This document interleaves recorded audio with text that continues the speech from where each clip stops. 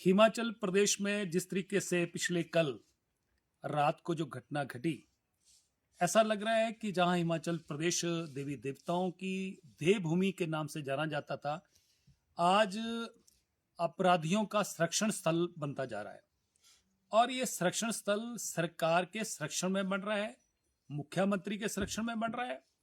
और जिस तरीके से मुख्यमंत्री का बयान आया कि हिमाचल प्रदेश में कमरे मैंने बुक करवाए थे, और एआई समिट जो दिल्ली में हुआ, हिंदुस्तान में सबसे बड़ा एआई समिट था। चाइना में इससे पहले हुआ और उससे बड़ा हिंदुस्तान में ये समिट हुआ, और देश की प्रतिष्ठा का प्रश्न था।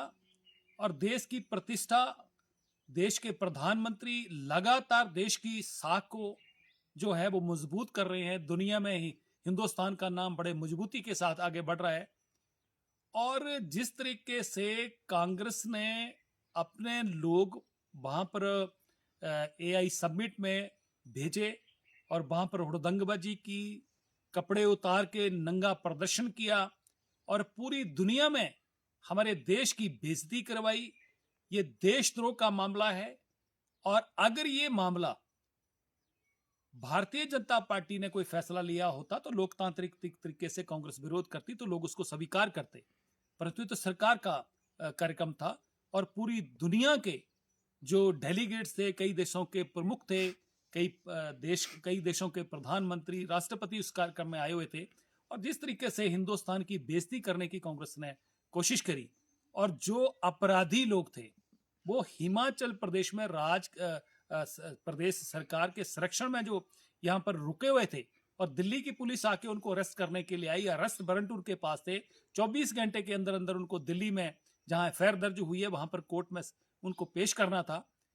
और जिस तरीके से मुख्यमंत्री के इशारे पे हिमाचल प्रदेश की पुलिस का इस्तेमाल किया गया और जिस तरीके से उनको रोका गया और जिस तरीके से यहाँ पर ड्रामेबाजी हुई, ये मुझे लग रहा है कि ये ना तो देश हित में है ना ये प्रदेश हित में है। क्योंकि अगर कोई व्यक्ति अपराधी है तो कानून अपना काम करेगा। और मुख्यमंत्री ने इनको बचाने की कोशिश करी। अब प्रश्न ये खड़े हो रहे हैं कि मुख्यमंत्री ने माना कि हिमाचल सदन उन्होंने बुक करवाया था, और हिमाचल सदन में भी दिल्ली पुलिस जो है उसने छापेमारी करी और लोगों को वहां से भगाया गया।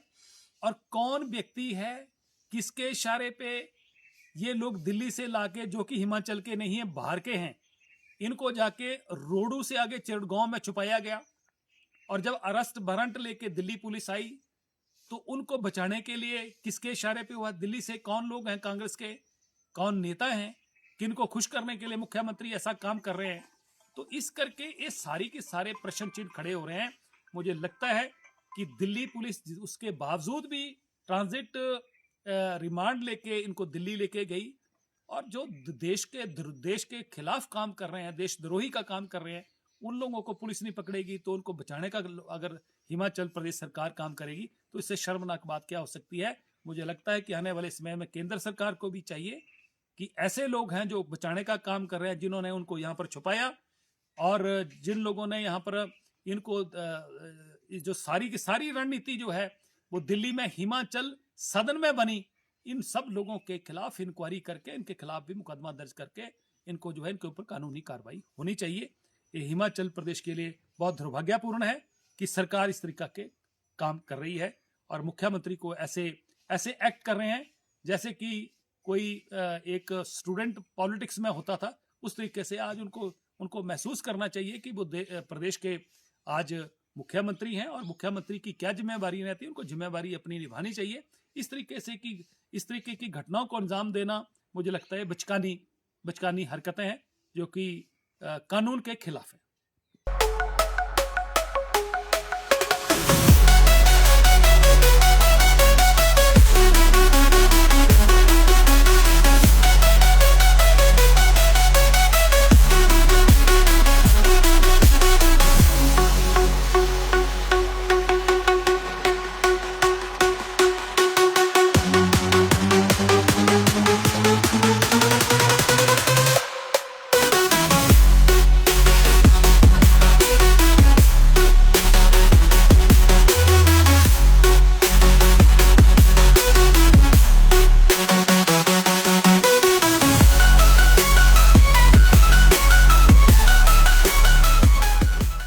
त्योहार के इस सुहाने सीजन में गोयल मोटर्स नेटवर्क की सोलन और शिमला स्थित नेक्सा शोरूम में पाई इंडिया की सबसे पसंदीदा गाड़ियों पर खास ऑफर। इग्निस, बिलेनो, फ्रॉन्स, जिम्नी और ग्रैंड विटारा जैसी शानदार गाड़ियों को खरीदने का साल का सबसे बेहतर वक्त। नेक्सा का खास ब्लैक एडिशन उपलब्ध है। सभी तरह की गाड़ियों से एक्सचेंज और अपग्रेड ऑफर भी।